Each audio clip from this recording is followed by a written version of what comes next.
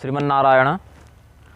आज इस श्रृंखला में हम शयन कक्ष से जब आप जग चुके, आपने प्रबोधन मंत्र का प्रयोग कर लिया, आपने हस्त दर्शन कर दर्शन मंत्र का प्रयोग कर लिया, उसके बाद अपने बिस्तर से, अपनी शयन शैया से कैसे नीचे उतरना है, भूमि पर प्रथम पैर कैसे रखना है, चरण का स्पर्श कैसे करना है, इस पर हम आज चर्चा करेंगे।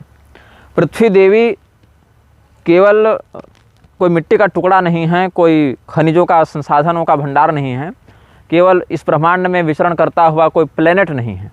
हमारे सनातन धर्म के सिद्धांतों में पृथ्वी देवी को भूदेवी कहा जाता है। भूदेवी भगवान नारायण की 6 पत्नियों में से एक प्रधान पत्नी है और भूदेवी हमारी माता भी हैं, क्योंकि हमें वह धारण करती हैं और संपूर्ण संसार के जो भी प्राणी हैं प्रधानता से पृथ्वी तत्व पर ही निष्ठा रखते हैं, निवास करते हैं। और जितनी पृथ्वी हम देख रहे हैं, जितनी पृथ्वी हमारे अंतर्गत दृष्टिगोचर हो रही है, केवल उतनी ही बड़ी पृथ्वी है ऐसी बात नहीं है।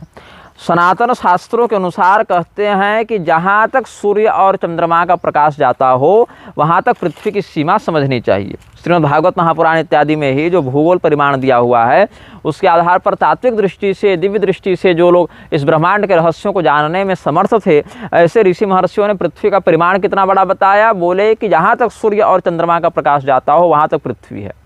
अब हमारे लिए जो जीवनोपयोगी भूमंडल है, भूखंड है, वो जितना दिख रहा है उतना है, लेकिन आवश्यक नहीं कि संसार के ब्रह्मांड के समस्त प्रजाजन, समस्त प्रजाति उतनी ही बड़ी पृथ्वी पर निवास करते हो। अपितु बात यह है कि हमारे लिए उतनी ही बड़ी पृथ्वी के अधिकार को भगवान ने प्रकाशित किया है, उतनी ही बड़ी पृथ्वी के रहस्य को भगवान ने प्रकाशित किया है।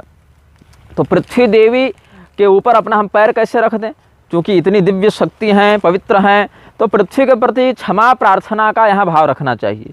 तो इस मंत्र को हम प्रकाशित कर रहे हैं, जो कि हम पहले भी कर चुके हैं। हम बता चुके हैं आपको कि धुरंधर संहिता पुस्तक में हम इन मंत्रों का संकलन भी कर चुके हैं। वो पुस्तक निःशुल्क PDF के रूप में उपलब्ध है, आप लोग देख सकते हैं, पढ़ सकते हैं, अमेजन फ्लिपकार्ट से ले भी सकते हैं। न लेने की इच्छा हो तो निःशुल्क PDF आप लोग डाउनलोड कर सकते हैं। तो ये मंत्र क्या है, विवरण में भी हम लिख देंगे, हिंदी अनुवाद के साथ इसको लिख देंगे। समुद्र वसने देवी पर्वतस्तन मंडले विष्णु पत्नी नमस्तुभ्यं पाद स्पर्शं क्षमस्व में। समुद्र वसने देवी पर्वतस्तन मंडले विष्णु पत्नी नमस्तुभ्यं पाद स्पर्शं क्षमस्व में। भाव यह है, हे पृथ्वी देवी, समुद्र ही आपके वस्त्र हैं और पर्वत ही आपके स्तन मंडल के समान सुशोभित हैं। भगवान विष्णु की आप प्रेयसी हैं, पत्नी हैं, आपको हम प्रणाम करते हैं।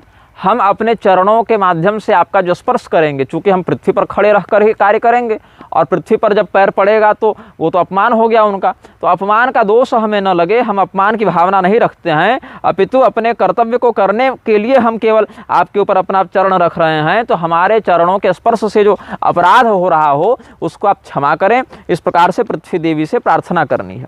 अब कुछ लोग इसमें यह प्रश्न करते हैं कि पहले कौन सा पैर रखें, दायां पैर रखें या बायां पैर रखें।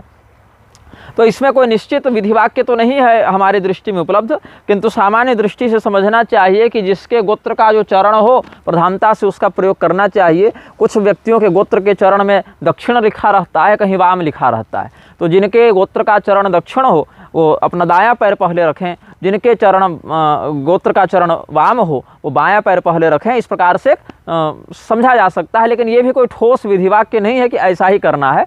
हमारी दृष्टि में जहाँ तक शास्त्र प्रमाण है, कोई ठोस विधि वाक्य नहीं है कि ऐसा ही करना है। कोई भी पैर अपने भावना से रख लें, लेकिन रखने से पहले यह कहें कि पृथ्वी देवी आप हमें क्षमा करें, आप भगवान विष्णु की प्रिय पत्नी हैं, हमारी माता हैं, भगवान जगत पिता हैं, आप जगत जननी हैं, हमारे अपराध को आप क्षमा करें। ऐसा भाव रखते हुए पृथ्वी देवी के प्रति अपनी कृतज्ञता को व्यक्त करें और अपने पैरों को फिर अपने बिस्तर से, अपनी शैया से नीचे रख सकते हैं। तो इस श्रृंखला में ये वीडियो हम पूर्ण करते हैं, फिर पुनः अगले मंत्र के साथ अगली श्रृंखला में मिलेंगे। जय श्रीमन्नारायण।